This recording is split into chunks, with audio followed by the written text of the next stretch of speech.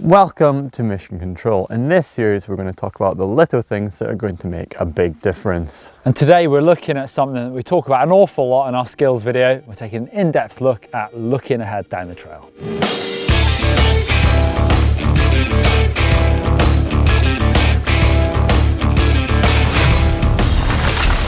Personally, I find that if I don't ride my bike for a little while, I end up not having the same sort of flow that I'm used to and end up going offline and generally not being where I want to be. And most of that comes down to my eyes just resting in front of my front wheel.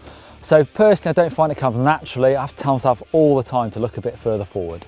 So why would you want to look ahead? Well, it seems quite obvious, doesn't it? You want to plan for what's coming up on the trail, if there are any obstacles that you're going to tackle and how you will tackle them. Obviously, the faster that you're going to go, the further you want to look ahead. You can see on this slower trail that there's a slightly smaller gap between Neil and I. I'm following, but not too close, and I can still identify what's ahead. As the trail gets faster, I'm looking further ahead to identify any objects that are coming up or if there's any obstacles I'm going to have to tackle. They'll be coming up at a quicker pace and I'm going to have to identify them from a further distance. The aim of looking ahead is really so that you can plan where you need to be.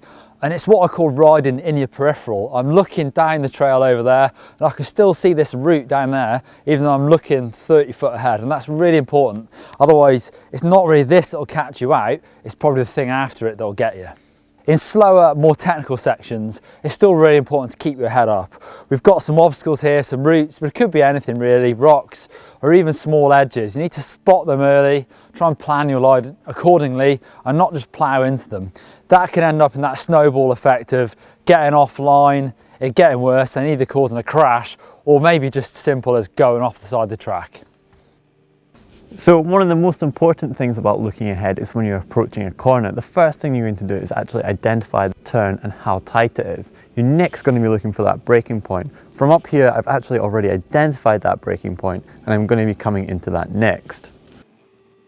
So I haven't even started braking yet and I'm already looking for where I might find the grip. Now the grip could come down to a number of factors. It could be some roots, it could be the best option to open it nice and wide, or it could just be that there's some nice dirt there that I really know that my tyres are going to dig into and I'm going to push off and get some speed out of the turn.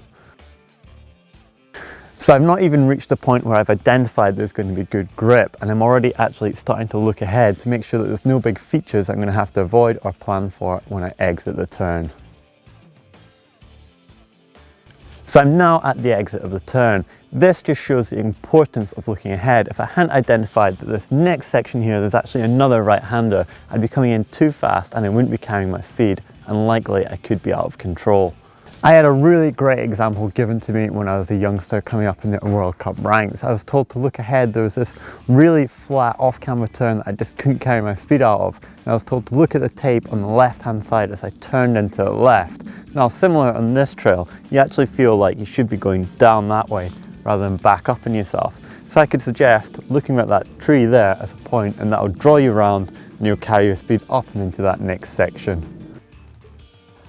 When it comes to bigger and scarier obstacles, it's only natural for your gaze to start looking down, and that can catch you out. It's really important to remember to look past it, because here we've got a big drop off. You know, this is scary, it's only natural to look at it, but actually what's going to get you is that tree or the run out. You've got to make sure you're on the right line so you don't slide on the edges and get into that corner. So it's always important to keep your head up.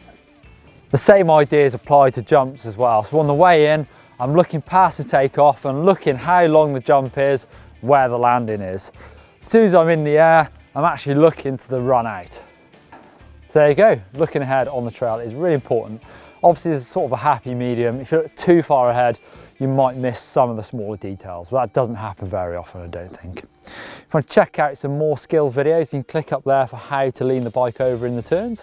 And for more in this series, why not check out our Mission Control playlist just down there. And of course, as ever, right in the middle there, click subscribe. You get a video every day of the week and it's free. Totally free, it's always free. And if you enjoyed this one, give us a thumb up, like,